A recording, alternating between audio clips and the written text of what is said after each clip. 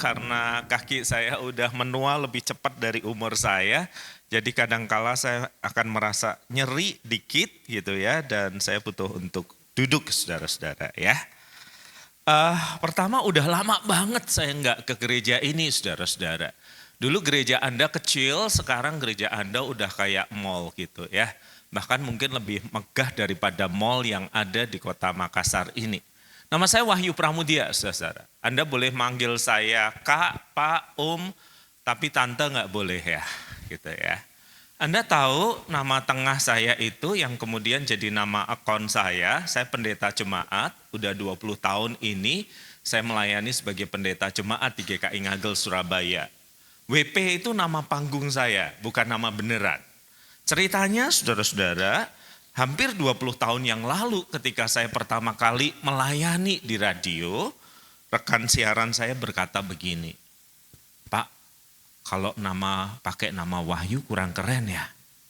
Saya nggak tahu di Makassar saudara-saudara, tetapi di Surabaya penyiar-penyiar radio itu namanya keren-keren. Nah itu nama panggung.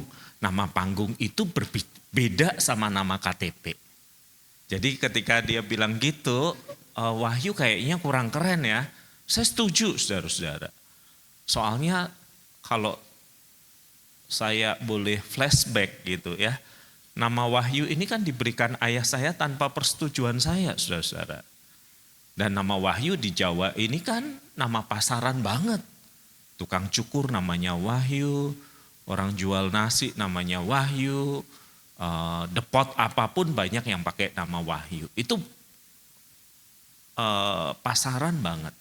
Anak zaman sekarang nggak ada yang namanya Wahyu kan? Kalau ada saya kasih HP saya deh. Gitu ya. Nggak ada pasti, namanya itu nggak keren. Dan di Jawa nama Wahyu itu juga seringkali digunakan untuk perempuan, bukan laki-laki.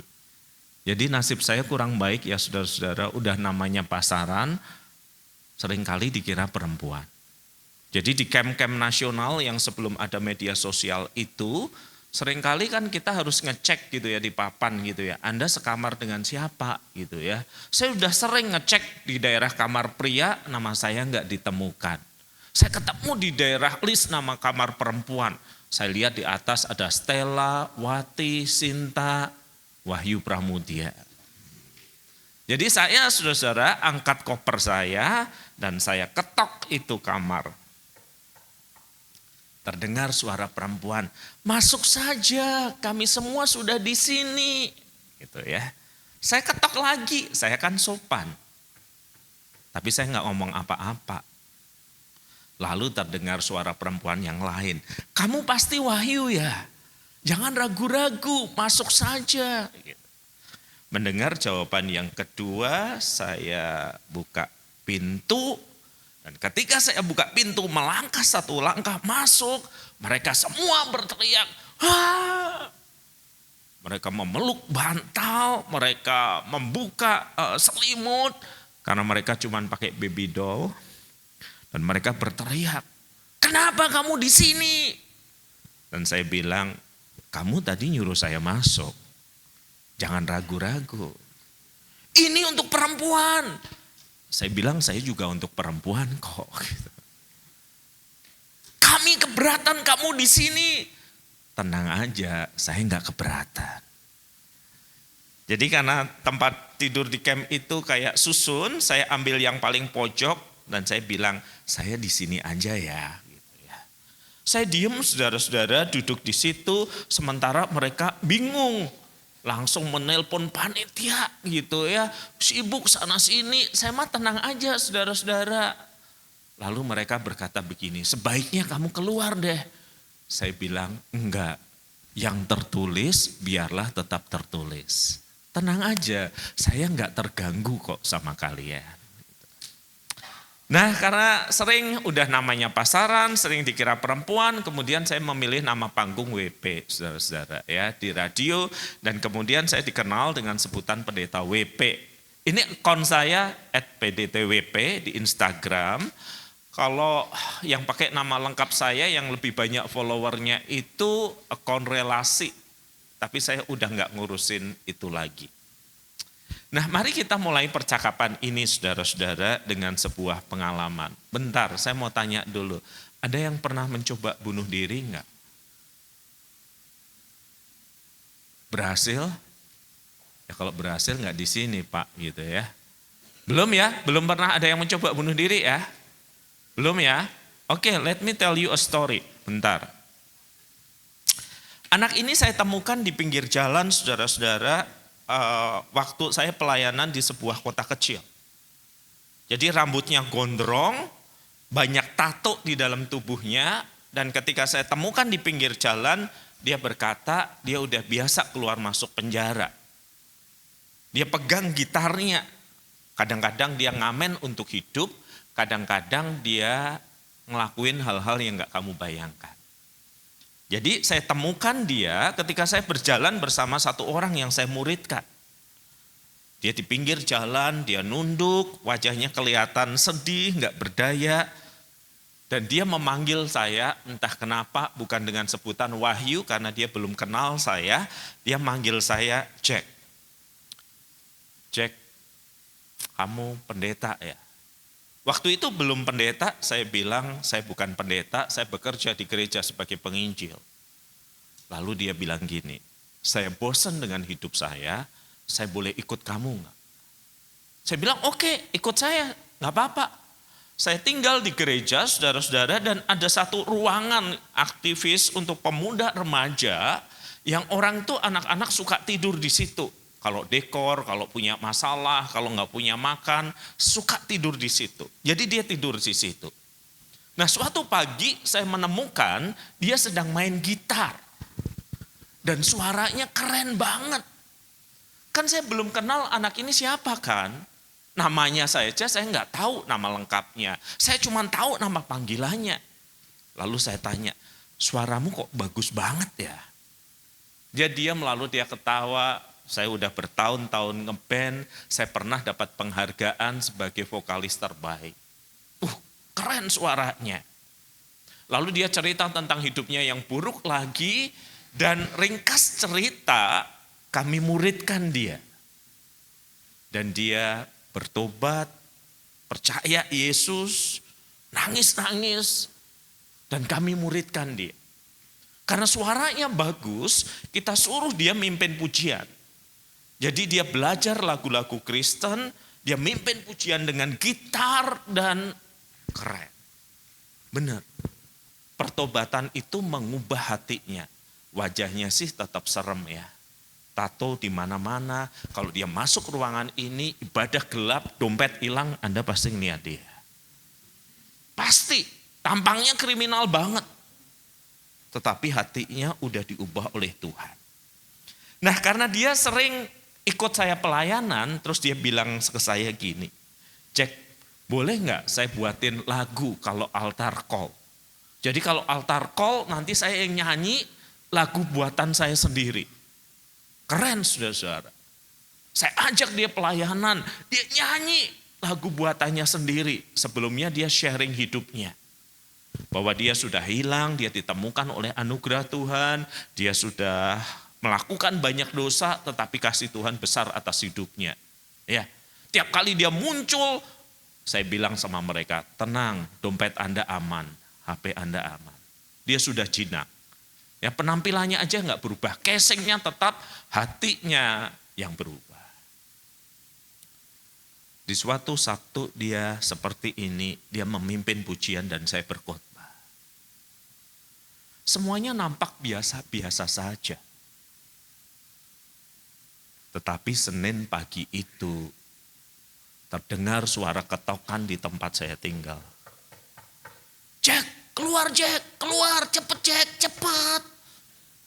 Saya keluar dan saya ngelihat dua murid saya yang lain, bukan yang wajahnya serem yang nyanyi ini, berkata kepada saya, si X bunuh diri, masuk UGD. Ayo Jack, cepet Jack, kita harus cepet nengok dia. Naik motor, nggak usah pakai mobil. Saudara-saudara, ini nggak layak untuk ditiru. Ya, kami naik motor bertiga, saudara-saudara. Yang nyetir tentu di depan, saya dan rekan saya di belakang. Nah sambil kemudian nyetir motor dia bilang, gila ya dia bunuh diri ya. Padahal kemarin dia baru saja pimpin pujian ya. Dan motor itu melaju dengan kecepatan tinggi. Yang belakang berkata, iya dia itu bunuh diri. Saya nengok ke belakang, yang depan yang nyetir berkata, kok bisa ya dia bisa mati ini gitu ya. Saya bilang sama mereka, kalau gini terus kita ngobrol kita yang mati. Itu motor kecepatan tinggi saudara di jalan kota kecil. Kami sudah meliuk-liuk kayak begitu.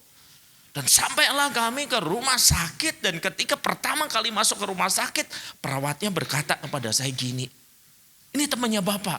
Iya, temannya Bapak kok hobinya bunuh diri? Anda tahu nggak kenapa dia bilang gitu? Karena seminggu sebelumnya teman saya yang lain bunuh diri. Dan itu kota kecil, semua masuk rumah sakit itu. Dan saya masuk, saya ngelihat dia. Antara hidup dan mati.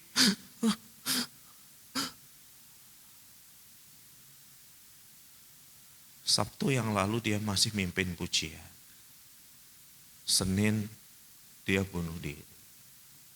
Makanya saya minta Anda kasih apresiasi untuk teman-teman Anda kan. Tunggu nasib mereka Senin gimana gitu. Semoga nggak ada apa-apa ya. Dan ketika saya datengin dia terbaring saudara-saudara. Dan berkata, maaf. Kenapa bunuh diri nak? Maaf. Dia gak sanggup ngomong karena dari mulutnya keluar buih yang begitu rupa. Suster berkata, Pak jangan didesak Pak, dia antara hidup dan mati. Saya bilang saya gak peduli, saya butuh jawaban. Kenapa kamu bunuh diri nak?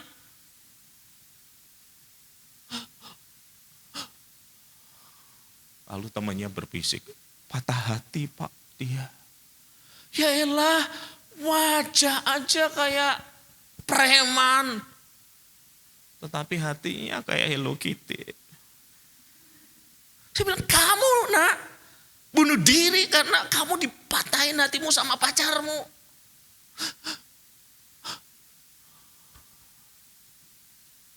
Maaf Jack, maaf. Enggak, kamu enggak saya maafin. Bapaknya mendelik. Susternya bilang, Pak maafin Pak, biar jalannya rata. Jalan kemana emangnya? Anda tahu saudara-saudara, 3 tahun lebih saya memuridkan dia tinggal bersama dengan saya. Dari jalanan, sampai jadi pemimpin pujian, sampai jadi pencipta lagu, sampai ikut pelayanan saya. Gara-gara patah hati, lalu bunuh diri. Dan saya bilang sama dia, daripada bunuh diri, kalau kamu mending mau mati, mending saya cekek aja kamu deh. Saya ngerasa saya membuang banyak waktu saya untuk dia, dan gara-gara patah hati, ujungnya kayak gitu. Kalau boleh nampol, sudah saya tampol dia. Susternya bilang, Pak jangan emosi Pak, dia antara hidup dan mati, gak peduli. Bapaknya bilang, Pak sabar Pak, doakan supaya anak saya pulih. Enggak Pak, dia punya urusan yang belum selesai dengan saya. Jadi kemudian tim dokter masuk dan berkata, doakan supaya kami bisa menyelamatkan dia. Saya pengen usul, gimana kalau saya pakai bantal aja. Saya kesel, saya marah, saya kecewa. Bertahun-tahun saya ngurus dia.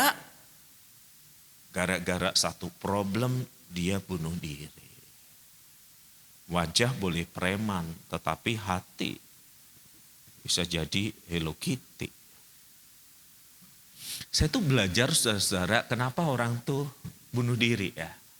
Saya udah nanganin kurang lebih mungkin 7-8 kasus bunuh diri.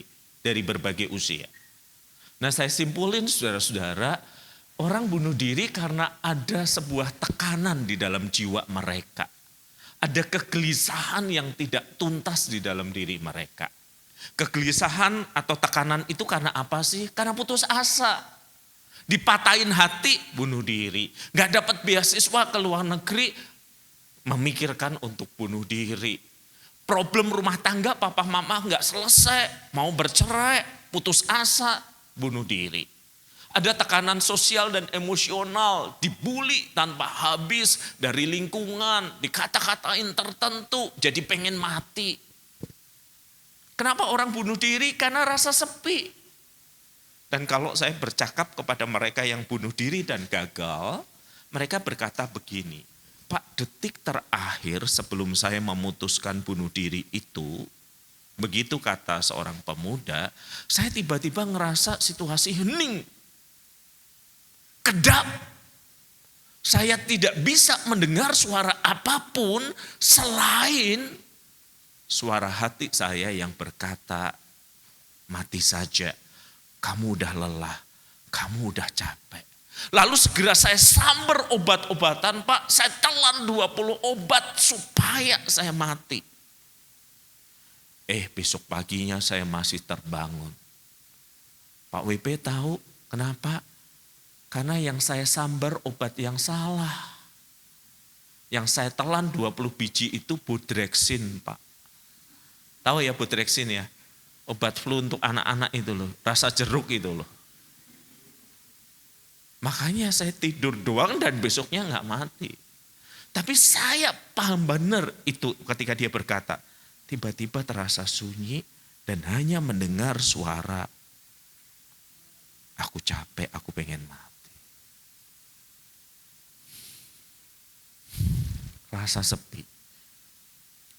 Dan juga ada sebagian mengalami depresi yang sudah ditegakkan secara klinis oleh ahli, dokter atau psikiater, ada trauma, ada kecemasan, dan kemudian orang berpikir untuk bunuh diri. Seorang remaja perempuan memposting di media sosial gambar tangan yang terluka. Saya meresponsnya waktu itu dan mend-DM-nya dan berkata, ada apa nak? Sehari kemudian dia merespons dan berkata, kayaknya cuma bapak dan satu teman saya yang peduli. Saya capek dengan hidup ini Pak. Oke, apa yang terjadi?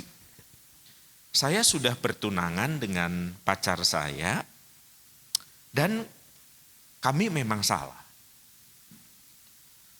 Kami hamil sebelum nikah. Tapi udah tunangan. Jadi kemudian karena mereka udah tunangan, mereka lapor. Kebetulan yang perempuan yatim piatu, nggak punya ayah, nggak punya ibu, maka lapor kepada yang laki-laki, keluarga laki-laki. Si perempuan mengaku dia sudah hamil 4-5 bulan, dengan siapa? Ya dengan tunangannya. Lapor sama mertuanya, calon mertuanya. Di luar dugaan calon mertuanya berkata kepada anaknya, kalian bikin malu. Lalu dia tunjuk anak laki-lakinya, sekarang kamu pilih perempuan ini atau papa mama. Oh saudara-saudara, adegan itu kalau di sinetron Indonesia pasti sudah di zoom in. Dan anak calon mantu berkata, apa? Gitu. Lalu pesawat meletus, bencana udara, lalu kucing lewat, sembarang kalir itu terjadi. Tapi hidup bisa lebih buruk dari sinetron. Right?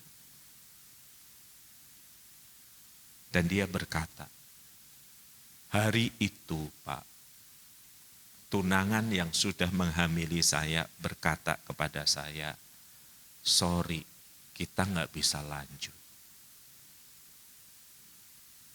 Saya diusir, saya melangkah keluar dari rumah calon mertua saya, dan pacar saya di situ, tunangan saya di situ. Jadi saya potong latihan geladi bersih. Dengan harapan tunangannya melihat dan merespons, tetapi tunangannya tidak melihat dan merespons. Yang merespons salah satu temannya dan saya. Putus asa, terkena tekanan sosial, kesepian, dan itu membuat dia mengalami depresi dan mengambil langkah untuk bunuh diri. Jadi saudara-saudara yang hendak saya katakan gini ya, nggak ada orang bunuh diri karena gabut ya. Kenapa kamu mencoba bunuh diri? Gabut Pak, nganggur saya nggak punya aktivitas, saya nggak punya acara gitu ya. Gimana supaya punya acara, gimana kalau bunuh diri aja gitu. Nggak ada. Seorang kenalan memutuskan untuk meloncat dari lantai 5 sebuah mall di Surabaya. Karena dikejar hutang yang tidak mampu dia bayar. Dia dilihat di kamera berjalan berkeliling, terlihat bingung. Ketika rekan-rekannya yang cemas mendatanginya, terlambat dia udah loncat. Gak ada orang bunuh diri tanpa beban yang begitu berat di dalam hidupnya. Semua berbeban berat. Nah, seringkali terus kemudian pertanyaannya ini gitu ya. Kalau di rumah duka, kebetulan yang meninggal karena bunuh diri, jemaat, pengunjung pada bisik-bisik. Pasti dia masuk neraka. Bunuh diri itu jalan auto neraka gitu ya. Tetapi gak ada seorang pun yang berani datang kepada keluarga, bersalaman kayak dia. Lalu berkata, pasti ke neraka ya Pak anaknya ya. Dia udah nangis loh digituin. Atau bersalaman dan berkata, Bu, anak ibu bunuh diri. Maaf ya, ke neraka ya Bu ya. Teman-teman kalau itu keluarga Anda dan ada yang tega ngomong begitu, bagaimana perasaan Anda? Kenapa pikiran itu muncul? Karena orang berpikir begini, saudara-saudara, asumsinya itu kayak begini. Mereka yang meyakini bahwa pelaku bunuh diri auto masuk neraka, bukan karena mereka pernah ke neraka kan. Tetapi asumsinya gini, kenapa dia masuk neraka? Orang-orang ini berpikir gini, loh dia kan berdosa di akhir hidupnya Pak. Dosanya besar lagi, membunuh diri. Nah kalau dia membunuh dirinya, berdosa di akhir hidupnya, kan dia gak sempat bertobat. Kalau dia gak sempat bertobat berarti dia di neraka. Saudara tahu bahwa asumsi yang kayak begini itu meletakkan kepastian keselamatan bukan pada Tuhan tetapi pada diri sendiri. Coba mau dipikir baik-baik. Emang orang yang sakit di rumah sakit itu walaupun tidak bunuh diri, last minute-nya nggak bisa berdosa dengan pikirannya. Bisa nggak? Orang mau mati nih, dia sadar dia mau mati. Terus tahu-tahu dia muncul dendam. Oh si X masih utang sama aku akan membalas dendam. Mati. Last minute dia nggak bunuh diri nih, tetapi dia berpikir berdosa nih. Kemana dia? Kalau orang-orang punya pandangan ini berarti karena last minute-nya dia berpikir tentang dosa, dia sudah berdosa, dia ke neraka itu Pak. Bayangin anak remaja yang patah hati dan kemudian sakit mengalami kanker yang berat sekali. Di last minute dari kehidupannya sebelum dia mati, dia ingat mantan yang melukai hatinya. Lalu dia berkata kalau aku punya kekuatan hidup, tak gamparin mantanku, dia mati. Terus dia masuk neraka gitu. Saudara-saudara, ada satu hal yang penting yang harus kita ingat saudara-saudara. Yang pertama, kepastian keselamatan itu kita temukan dalam kesempurnaan kasih Kristus. Bukan dalam ketidaksempurnaan manusia. Ketika orang percaya kepada Kristus, dia itu menjadi milik Kristus. Dia menjalani proses pengudusan seumur hidupnya. Dia masih bergumul dengan dosa terus menerus. Ya bisa jadi dia tidak bunuh diri, tetapi dia bergumul dengan dosa yang lain sampai akhir hidupnya.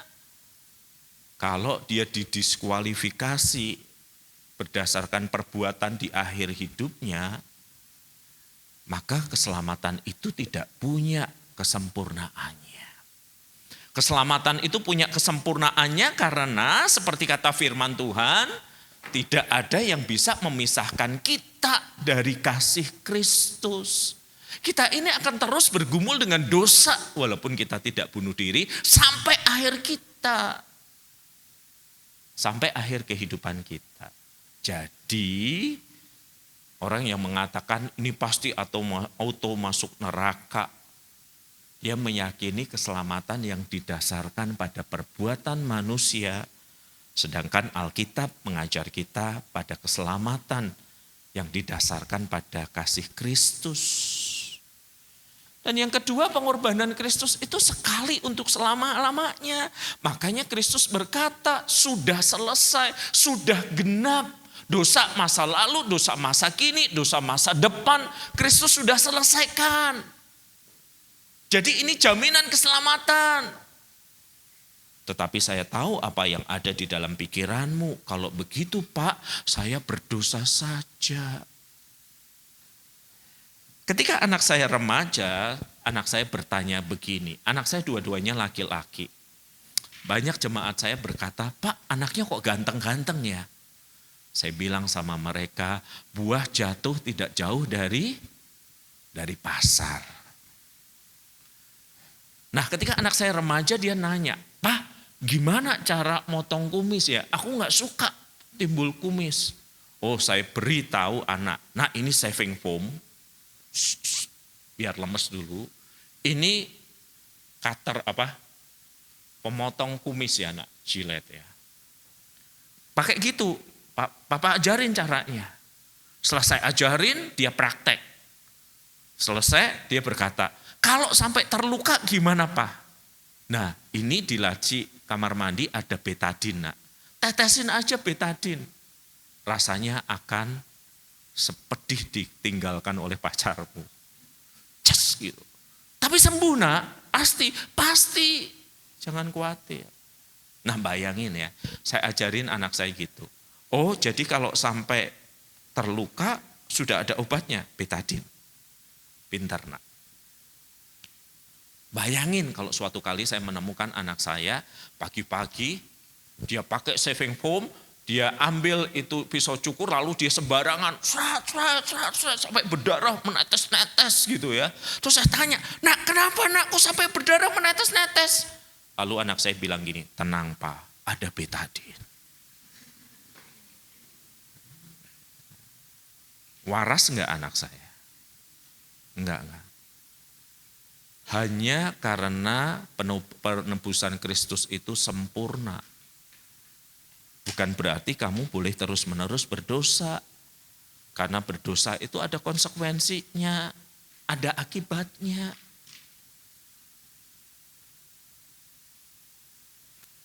Jadi enggak mungkinlah hanya karena sudah ada betadin lalu anak saya sembarangan.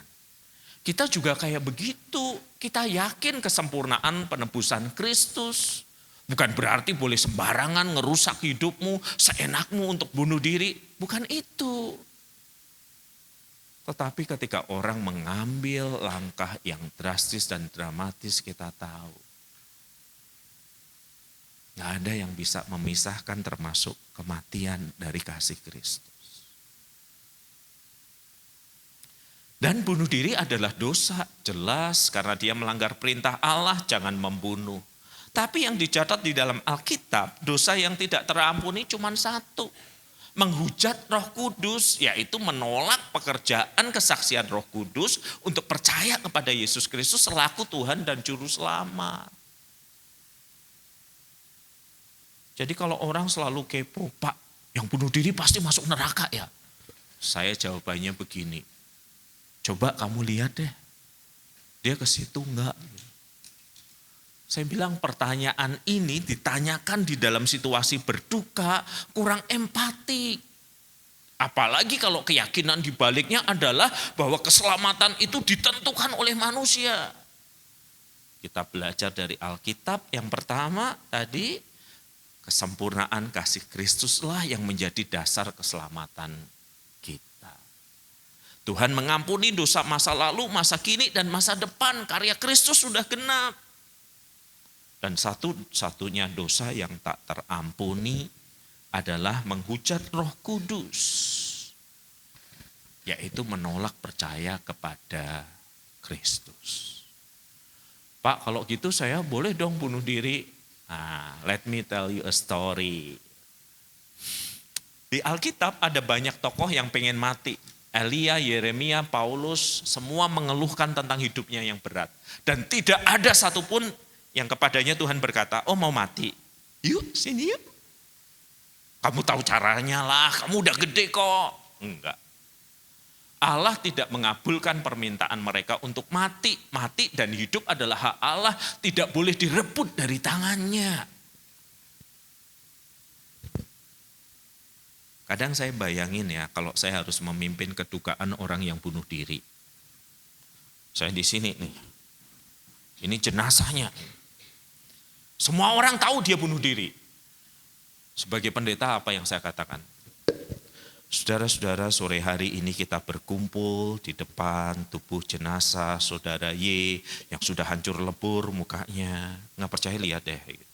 Kan nggak mungkin saya beriang begitu. Saya paling cuma bilang begini, saudara-saudara saya berdiri di depan, kita berdiri di depan jenazah si X yang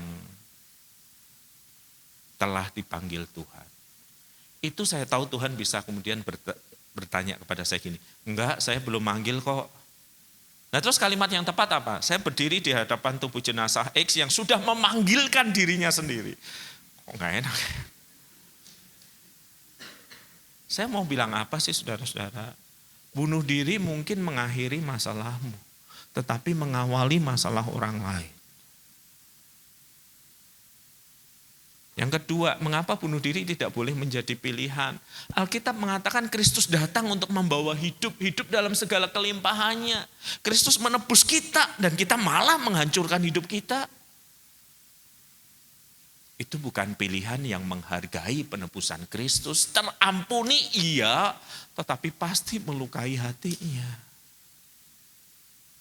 Dan yang ketiga, saudara-saudara yang harus dipikirkan ini. Kamu sih udah mati, tapi seumur hidup keluargamu akan selalu menyesal. Kenapa kami gak peduli, kenapa kami gak perhatian, kenapa kami waktu itu mengabaikan dia seumur hidup.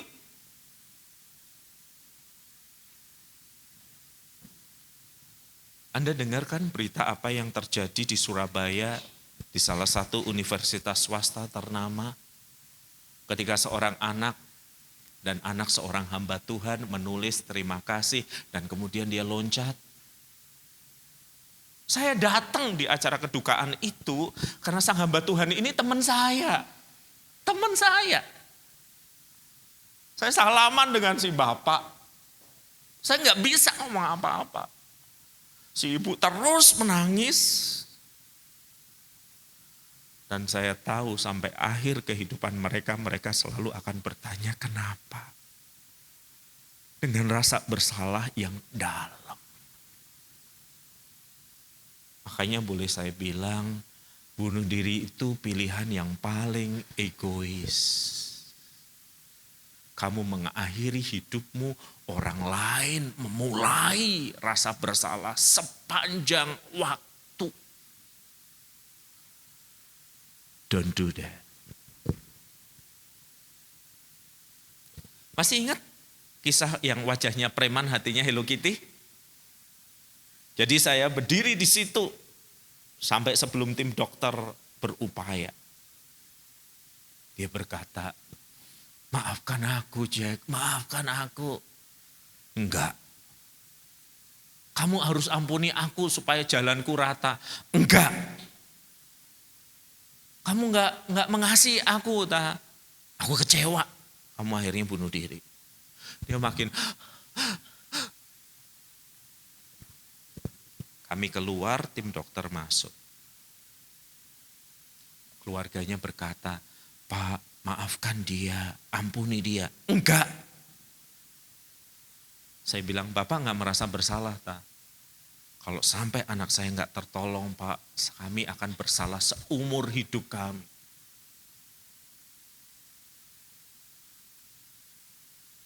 Kami nunggu di luar. Anda tahu saudara, sebelum saya masuk, ketika saya mau ketemu dia, satu dokter yang sudah saya kenal ngasih kode. Saya dekati lalu saya tanya, gimana peluang hidupnya? Tenang Pak, akan tertolong. Kenapa? Karena dia minum obat serangga merek ini sih Pak. Kualitasnya kurang bagus. Coba dia milih yang jaminan mutu Pak, lewat dia sudah. Jadi saya tahu dia akan tertolong. Dan benar dia tertolong. Tetapi dia hidup dengan rasa malu. Dan dia sering kali datang kepada saya dan berkata, Pak saya ini orang gagal, percintaan gagal mau mati pun gak bisa. Dan butuh waktu lama untuk memulihkan kepercayaan dirinya kembali, untuk membawa dia ke mimbar kembali. Tapi saya bersyukur dia hidup. Bukan seperti klien saya yang lain yang tahu-tahu hilang, tahu-tahu lepas kontak. Dan kemudian anggota keluarganya berkata, kami ingin menitipkan pesan Pak dari si Y. Coba Bapak baca, lalu WA-nya terlihat potret. Untuk Pak WP terima kasih untuk konseling dan pendampingannya. Mohon maaf Pak saya enggak kuat. Selamat tinggal.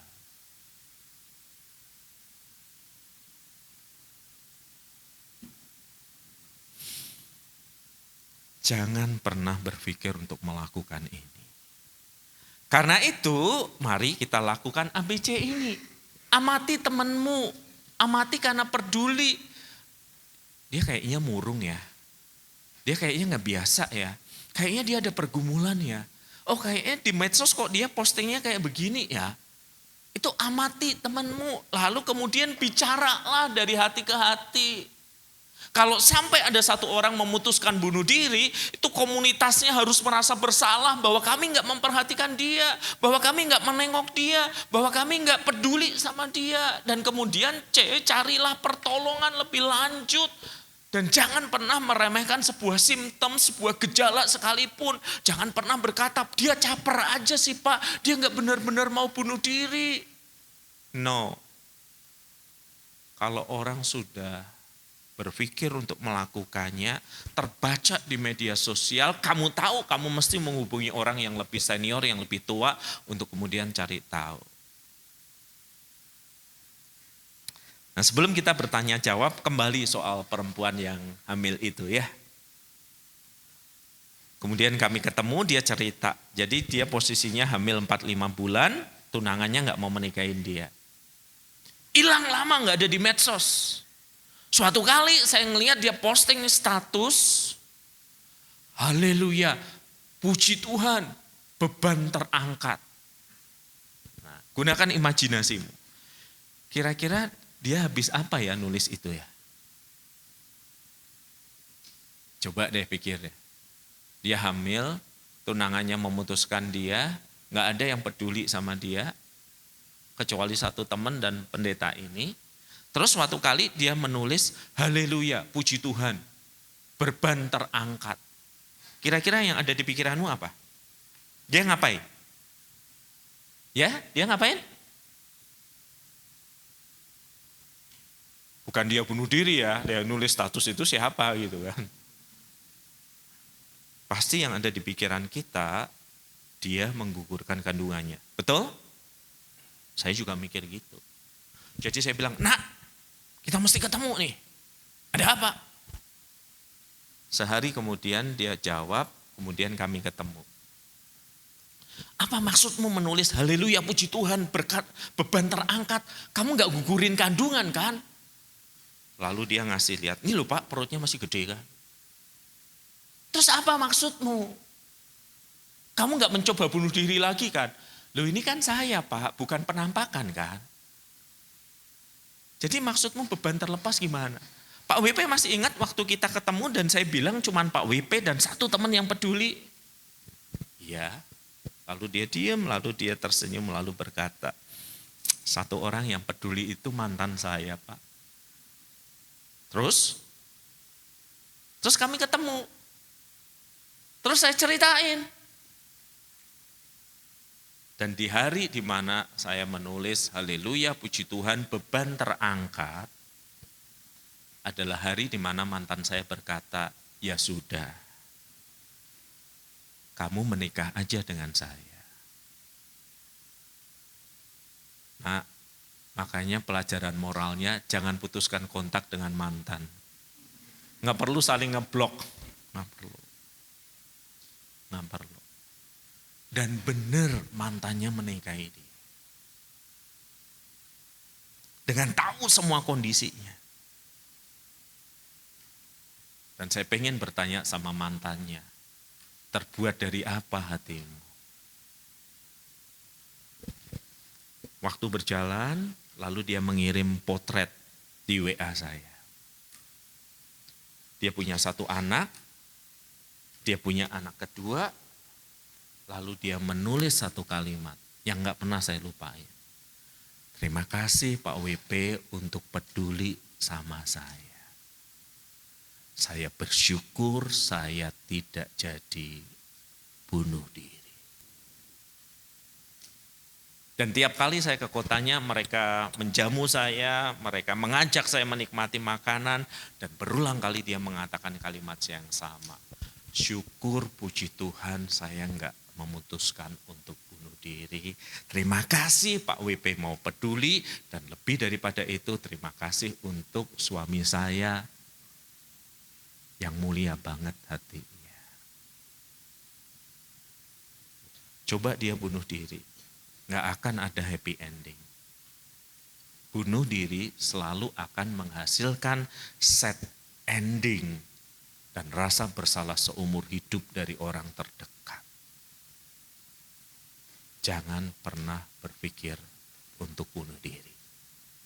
Tuhan selalu punya masa depan yang lebih baik dari yang kamu bayangkan.